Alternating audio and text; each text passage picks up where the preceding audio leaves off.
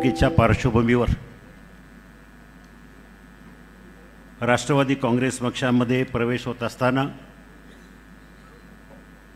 राष्ट्रवादी काँग्रेस पक्षाचे राष्ट्रीय अध्यक्ष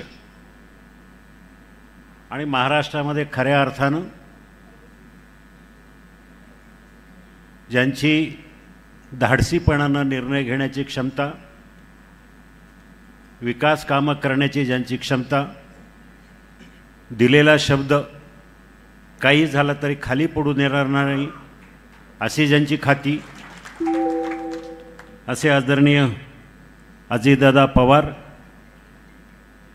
आजच्या ह्या प्रवेशाच्या कार्यक्रमाच्या निमित्तानं ह्या ठिकाणी उपस्थित आहेत. नुकतंच ज्यांचं मार्गदर्शन झालं, ज्यांनी शुभेच्छा दिल्या आणि पुढील कार्यक्रमासाठी जे पुढे निघून गेले ते आदरणीय राष्ट्रवादी काँग्रेस पक्षाचे प्रदेशाध्यक्ष आदरणीय सुनीलजी तटकरे.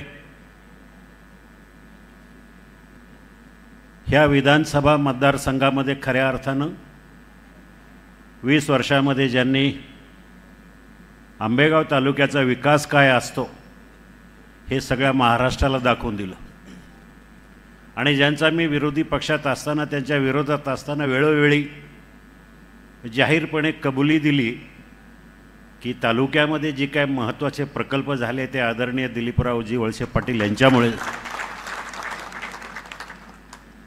आणि मी अभिमानानं सांगत आलो की ज्यांनी उच्च तंत्र शिक्षण मंत्र्याचा पदाचा कारभार करत असताना तालुक्याला मोठी देणगी दिली ती इंजिनिअरिंग कॉलेज आणि पॉलिटेक्निकच्या रूपानं.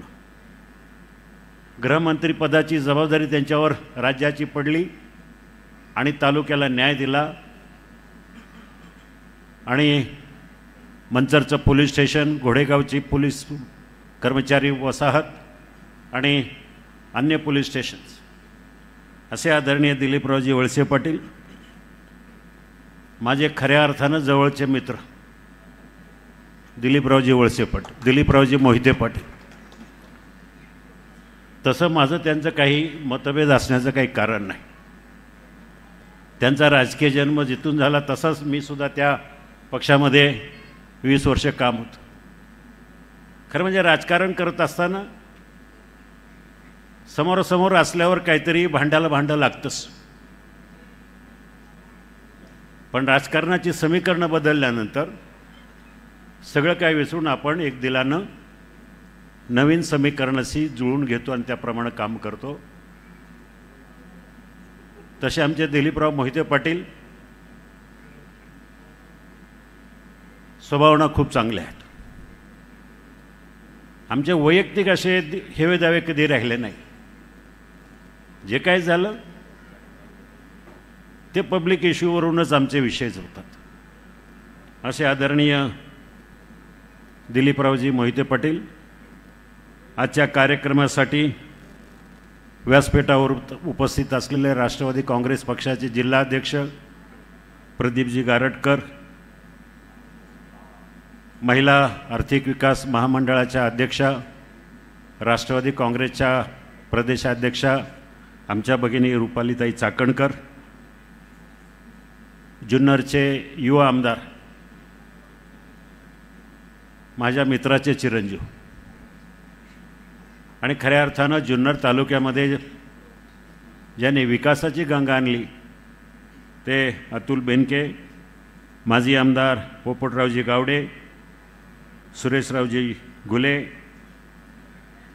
मार्केट कमिटी जुन्नरचे संजयजी काळे, दादा पाटील फराटे, देवेंद्र शेठ शहा, गणपतराव फुलवडे, खेड तालुक्याचे अध्यक्ष कैलासराव सांडबोर, शिरूर तालुक्याचे अध्यक्ष रविबापू काळे, जुन्नर तालुका पांडुरंग पवार, आंबेगाव तालुक्याचे आदरणीय विष्णुकाका हिंगे, अरुणराव चंबारे, मानसिंग पाचुनकर आणि माझ्यासोबत प्रवेश केलेले माझे बहुसंख्य सहकारी, त्यामध्ये आंबेगाव तालुक्याचे जवळजवळ सगळेच.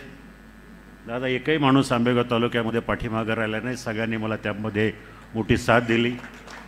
माझ्या गावातले सरपंच आणि सगळी ग्रामपंचायत या ठिकाणी उपस्थित आहे.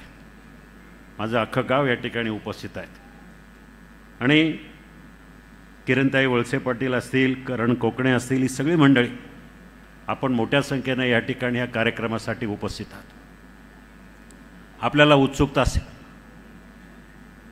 राजकारण बदललं आहे, राजकारणाची समीकरणं बदलली. आपल्याला सगळ्यांना माझा इतिहास माहिती आहे, माझी पार्श्वभूमी माहिती आहे. पण मी आवर्जून सांगू इच्छितो, मी तसं काय हाडाचा राजकारणी नाही आहे. राजकारण करत असताना, समाजकारण करत असताना माझ्या घरात कोणी साधा ग्रामपंचायत सदस्यही कोणी नव्हतं. मला कुठलीच पार्श्वभूमी नाही आहे.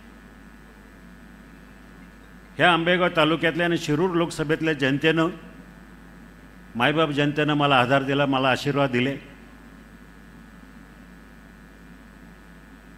आदरणीय दिलीपरावजी वळसे पाटील आणि आम्ही दोघांनी मिळून ह्या तालुक्यामध्ये काही प्रकल्प चालू केले. त्यामध्ये भीमाशंकर सहकारी साखर कारखाना असेल.